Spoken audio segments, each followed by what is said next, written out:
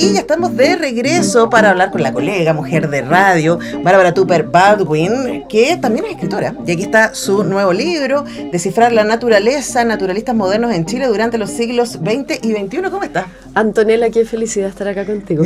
Muchas gracias por la invitación. Además, muy gracioso, Bárbara. Yo un tiempo escuché mucho Play, cuando tú estabas ahí. Entonces, como muy gracioso como estar con esas voces que uno escuchaba mucho Qué en divertido. algún momento, ¿cierto? Bueno, yo también te escucho, así es que... Sí, que hay como un intercambio. Sí, totalmente. Sí. Bueno, nos encanta tenerte acá en Radio UNIAC para hablar de esto. Esto me sorprendió, yo no sabía que tenía ahí esta deriva naturalista. Esta deriva naturalista que partió cuando... A ver, el tema naturaleza ha sido un tema que me ha apasionado desde que yo nací, básicamente. Uh-huh. Siempre he sido esa muy fanática de la naturaleza, muy fanática sobre todo de la fauna desde chica.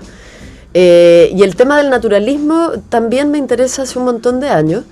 Pero este libro nace a raíz de conocer a algunas personas, hace como 7 años, que se me ocurrió y dije, qué ganas de escribir un libro con perfiles de toda esta gente fascinante que estoy conociendo.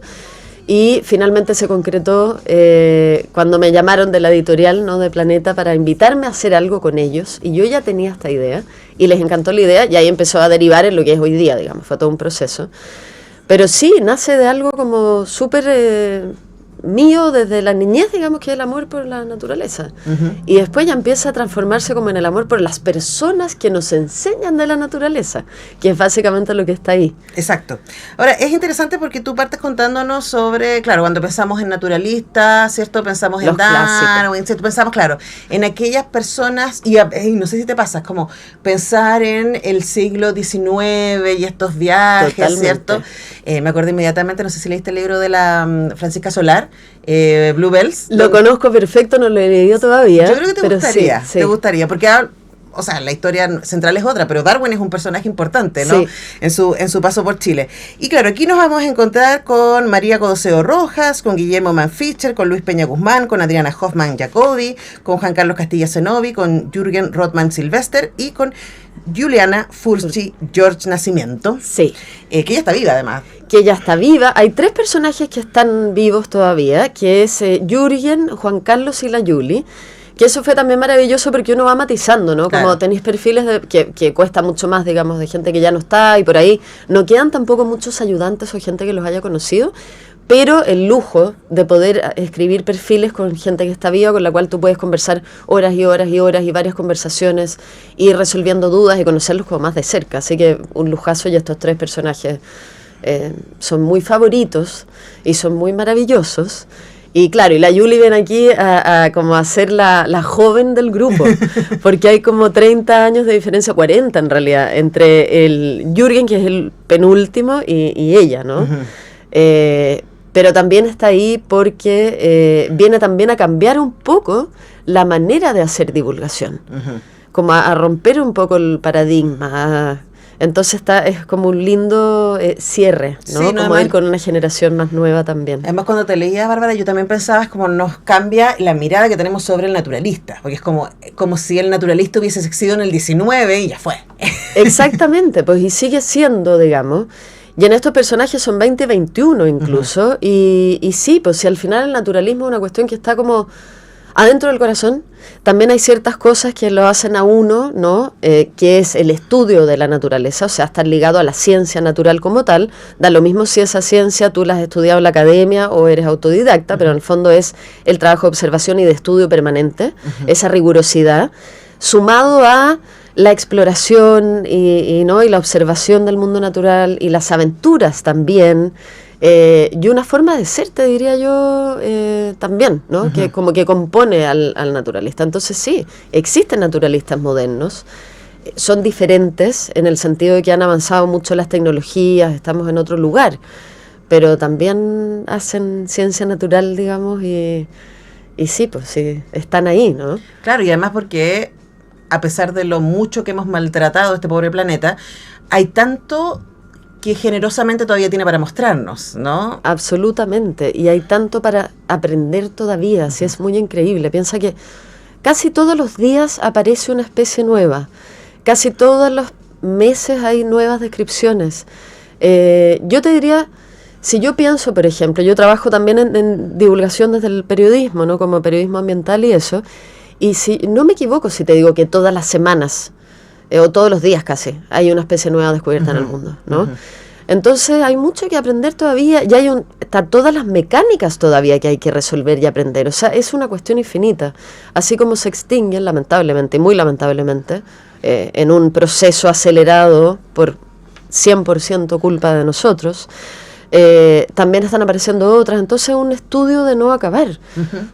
Sí, claro, y es muy maravilloso. Ahora, también a mí me pasó que mientras te leía pensaba en que este recorrido por las vidas de estas 8 personas fabulosas, ¿no? Atrevidas, alocadas, porque también tenemos como esta idea del científico que está en el laboratorio, ¿no? Con la bata blanca, es muy serio, pero estos no, estos están afuera. E incluso en el caso de María Codoseo, que después va a estar parte importante de su vida al interior del Museo de Historia Natural, me encantó la descripción que tú decías, como que ella siempre muy elegante, muy impresionante, de punta en blanco, incluso cuando iba a las expediciones. Y ayer, es que es muy divertido. Ayer una amiga ya somos muy amigas, digamos, pero con la que partí la investigación de María Codoseo, que es la jefa de zoología de invertebrados del museo, Andrea Martínez, justo ayer me manda una foto, me dice: Bárbara, cacha esto que encontré, y una foto de María, de nuevo, Juan Fernández, y la pinta.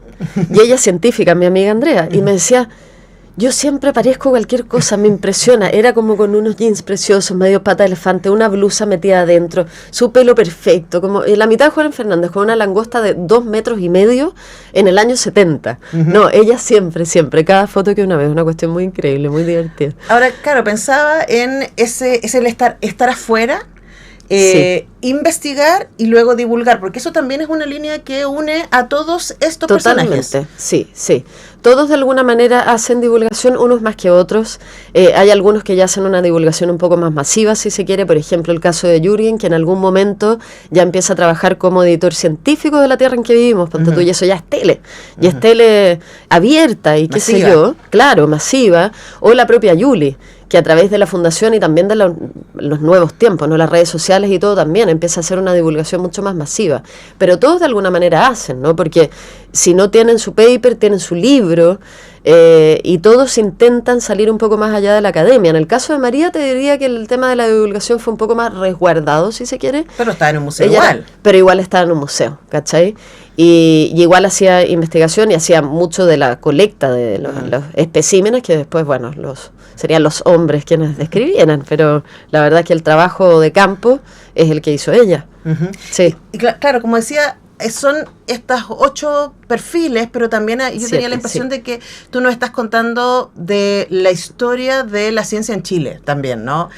Uno puede hacer el recorrido a lo largo porque María Codoseo nace en 1903. 1909. Y entonces estamos al inicio del siglo XX. Exacto. Y la acompañamos a ella y luego a los otros personajes que van apareciendo, un poco con las tecnologías, con lo que se puede y lo que no se puede hacer. Quería preguntarle también sobre lo que fuiste descubriendo en este ir y venir de estos mismos personajes, ¿no? Cómo ellos descubren la naturaleza y cómo la ciencia va avanzando, las universidades van avanzando más o menos lento que ellos, ¿no? A ver, sí, efectivamente se va dando como entre el principio de 1909 hasta ahora la figura de Juliana un cierto avance tecnológico que tiene que ver también, más allá de lo que es la ciencia en sí misma, tiene que ver también con la seguridad en las exploraciones, con que hoy día existe un GPS, digamos, cuando te va a meter al bosque, qué sé yo, una serie de comodidades, entre comillas, que antes no existían. Claro. Cierta tecnología para estar al aire libre también y todo eso, ¿no? Que uno lo miraría como en menos, pero la verdad es que es súper importante, porque también te ayuda cuando estás trabajando 24 horas diarias y en una situación súper incómoda, es doblemente agotador. No, y además yo pienso en los peligros, ¿no? O sea, peligros todavía se pierde gente en la Patagonia. Exactamente, sí, tal cual. Entonces esos avances para la exploración súper importantes, y no solamente los vemos en la figura de los científicos, sino que también en las figuras de los exploradores modernos que tenemos hoy día, montañistas, etcétera, ¿no? Está todo eso. Están por supuesto los avances científicos que más allá de la tecnología tienen que ver con que otros ya estudiaron, entonces tú partes de una base, ¿no? Para hacer tu propio trabajo científico, partes de una base, vas un poco en avanzada, ¿no? Partes de algo que ya está. Eso es lo otro. Aunque todos estos personajes igual, increíblemente están igual descubriendo y describiendo y haciendo cosas nuevas, ¿me explico? Pero tienen ciertas bases que les ayudan, me imagino, en su trabajo. Y te diría que en relación a la cosa más general, si quieres, en este paso de un siglo al otro, y vuelvo al tema de la divulgación. Yo creo que ahí está como el gran avance. O sea, se baja el lenguaje científico, sale un poco de la academia, baja al ciudadano común, como nosotras y como las personas que nos escuchan, digamos, y logramos conectarnos un poco más con el mundo académico a través de simplificar el lenguaje. Sí. Entonces también nos podemos maravillar de sus descubrimientos y entender de lo que estamos hablando y tener un idioma común o un poco más común con la ciencia. Yo te diría que ese es como el gran avance, si se quiere, en términos de la divulgación, porque al final ciencia sin nada de divulgación, claro, es fantástico para los científicos, pero para el resto de las personas es una lástima, ¿no? Sí, de hecho, mientras te escuchaba, Bárbara, yo pensaba que, como hipótesis, te lo propongo, es una pregunta, sí.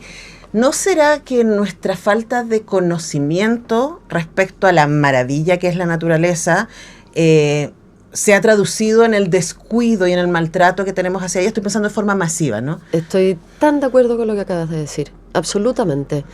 La clásica frase que uno escucha en el ambientalismo y en el mundo de historia natural, o sea, de la ciencia natural, etcétera, que ya un cliché a estas alturas, pero que es real, es el que no conoce no protege, no cuida. Claro. Si no conoces no cuida. Y yo creo que es absolutamente así.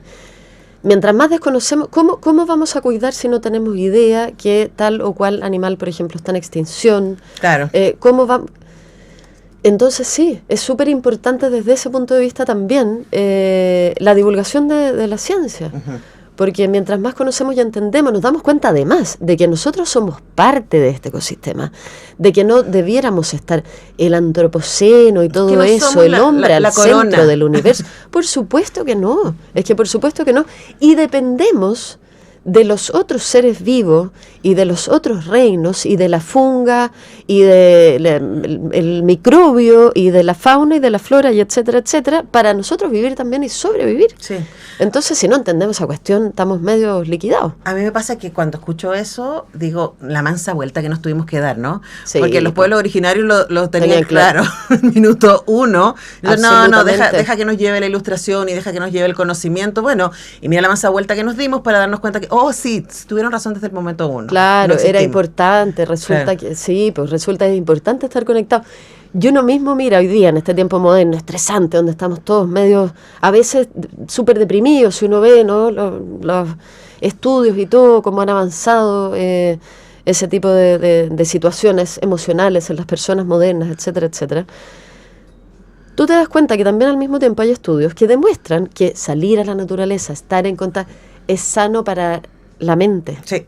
Y para el cuerpo físico, y etcétera, etcétera. Entonces, ¿en qué momento perdimos esa conexión?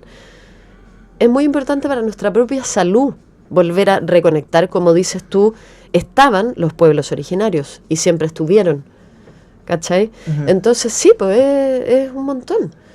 No. Ahora, hay un camino, ¿no?, que han hecho los naturalistas, que a mí me gusta esta idea de alguien que se atreve, que quiere salir, que curiosear. Curiosear. Es una cosa fabulosa. Sí. Y aquí recorremos, como yo decía, 150 años más o menos de ciencia en Chile, y quería preguntarte que los contextos cambiaron, la ciencia cambió, las universidades cambiaron, la tecnología cambió. ¿Qué tienen en común todos estos personajes? Es que lo dijiste tú, porque es la curiosidad. Uh-huh. Es la curiosidad, eso es lo primero. Lo que tienen en común es esa curiosidad, esa necesidad de responder preguntas, y luego esa pasión u obsesión con sus objetos de estudio y con responder las preguntas. Uh-huh. Tienen eso, tienen que todos, sin duda, son personajes que han realizado trabajos bastante solitarios, más allá de que sean unos más sociables que otros, como cosas distintas, ¿no? Uh-huh. Bastante solitarios, que les ha costado un montón, que nada, al final el nivel de esfuerzo que comparten todos a mí me impresiona, y ese esfuerzo tiene que ver con la pasión, ¿no? Las situaciones incluso personales que han tenido que vivir, las situaciones, cómo se manejan con sus relaciones humanas, sus relaciones familiares, en todo se da como una situación más o menos similar, que tiene que ver con esto como de hacer trabajos en solitario, de bancarse muchas cuestiones difíciles, del esfuerzo máximo, de pagarse muchas veces ellos mismos sus propios estudios, ¿cachai? O sea, imagina el nivel de pasión para tú gastar tus lucas o vivir en una situación casi paupérrima, digamos, solo para llegar a contestar las preguntas. Tienen todo eso y la capacidad de maravillarse y de la capacidad de observación, sin duda, ¿no? O sea, a través de esta curiosidad empieza la observación, y la observación también es otro mundo, otro universo, en el que han estado ellos inmersos, y yo te diría que es la capacidad de sorpresa también, ¿no? Capacidad de sorpresa total con el mundo natural. Sí, y el amor profundo también que sienten, ¿no? Sí, además que durante el siglo XX pudo aparecer también otro tipo de científico, porque estoy pensando en los naturalistas del siglo XIX, sí. En general en la gente que venía de una situación económica, sociocultural privilegiada, que le permitía un lujo hacer estos viajes en barco eternos, ¿cierto? Estoy pensando en María Graham también, o sea, es como esas aventuras, ¿no? Sí. Y claro, estaban más ligadas con esta idea como de la aventura, del descubrimiento, pero también desde el privilegio. Totalmente, y también había apoyos ahí por otras razones, digamos, que tenían que ver como con las expansiones, ¿no?, de Europa hacia acá, tenían que ver también con el poder, ¿no?, tenían que ver como con otras cuestiones, pero efectivamente la mayoría, no todos, pero sí la mayoría venían de situaciones sociales o de un estatus, de una situación económica bastante más cómoda. Claro que sí. Ahora, se me va el tiempo. Bárbara, yo estaría ahora hablando contigo, me parece tan fascinante todo lo que fuiste descubriendo y lo que compartes con nosotros en Descifrar la Naturaleza, que ahí se los recomiendo. ¿Están buscando un regalo de Navidad? Aquí tienen, para el que sea, no solamente para el entusiasta, para el ecologista. Qué importante que lo digas, porque les prometo, son historias muy entretenidas, son historias que van más allá de la ciencia, no es un libro científico per se. Es un libro humano. Es un libro humano, son perfiles de personas, unas historias realmente increíbles que te juro que a mí me parece que son de goce total. Sí, ahora para terminar quería preguntarte respecto a eso, ¿no? Porque cuando hablábamos del esfuerzo, del apasionamiento, justo ayer estábamos acá con un par de psicólogos que trabajan con deportistas y también trabajan con jóvenes y adolescentes sobre el desafío hoy día de celebrar el esfuerzo, de manejar la frustración y de entender que a pesar de que tenemos redes sociales y tanta tecnología, la mayoría de las cosas no son inmediatas y la mayoría de las cosas cuestan un montón. Total. ¿No? Y quería preguntarte, como divulgadora contemporánea, ¿qué fue lo que aprendiste? ¿Con qué te quedas tú de estas historias? Aprendí mucho, por ejemplo, de ciencia natural también, porque puedo profundizar, por ejemplo, en temas o especies o áreas en las que no tenía tanto conocimiento. Eso es lo primero que me entrega más conocimiento, si quieres, científico, sobre temas que me interesan. Pero también me quedo como con esas lecciones de lo que significa perseguir tus objetivos con amor, ¿cachai? Me quedo con esas lecciones como humanas, del esfuerzo, de intentar siempre superarte a ti mismo. Me quedo también con volver a reflexionar, con volver a observar, con detenerme un segundo, a volver a observar. Estamos siempre mirando a la rápida en estos tiempos. El naturalismo es un ejercicio muy bonito también desde ahí. Es un ejercicio que nos hace detenernos un segundo y tú entras además en un estado casi de meditación cuando estás observando por mucho tiempo un objeto, ¿no? Y cuando me refiero a objeto no digo inanimado, digo el objeto de estudio, si quieres, la mariposa, la hoja, da lo mismo. Observar la naturaleza, observar el comportamiento de la naturaleza. Me parece que ahí hay necesariamente empieza como un proceso mucho más interno, un proceso como mental, espiritual, como se quiera, digamos, llamar, que necesitamos mucho en estos tiempos. O sea, lo hemos necesitado toda la vida, ¿no? Pero especialmente ahora. Entonces también me quedo con eso de nuevo, con la maravilla de la observación y cómo a través de la observación nos volvemos a conectar también con nosotros mismos, ¿cachai? Con nuestra propia mente. Sí. Y me quedo con unas historias maravillosas, con haber podido conocer bien o mejor, si se quiere, a estas 7 personas que me parecen lo más admirable que hay, con haber gozado con sus historias, con haber llorado. Hay muchas historias también súper difíciles ahí, y muy tristes, muy duras. Y me siento totalmente afortunada de conocer estas vidas y de haber podido conversar con gente que los conoció, a los que no están, o de seguir en contacto y poder conversar y haber conversado tantas horas con los que sí están y aprender de ellos. Totalmente, ¿no? Y quizás yo me quedo con la idea de que te escuchaba y pensaba en Dorayaki y en Perfect Days, sí. que es como libro, película, bueno, también hay película de Dorayaki, pero de todos podemos detenernos y asombrarnos con la luz en las hojitas. Exactamente así es. Entonces, esa es la invitación, y también la invitación es que se consigan descifrar la naturaleza, naturalistas modernos en Chile durante los siglos XX y XXI, de Bárbara Tupper Baldwin, que nos ha acompañado esta mañana. Gracias, Oye, Bárbara, muchísimas gracias a ti, qué entretenida esta conversa. Me encantó. Bueno, cuando quieras, aquí estamos. Buenísimo, para el próximo libro. Vi que ya llegó la Sol García, así que después de esta pausa vamos a estar hablando de la nueva edición de Inédit que inaugura hoy.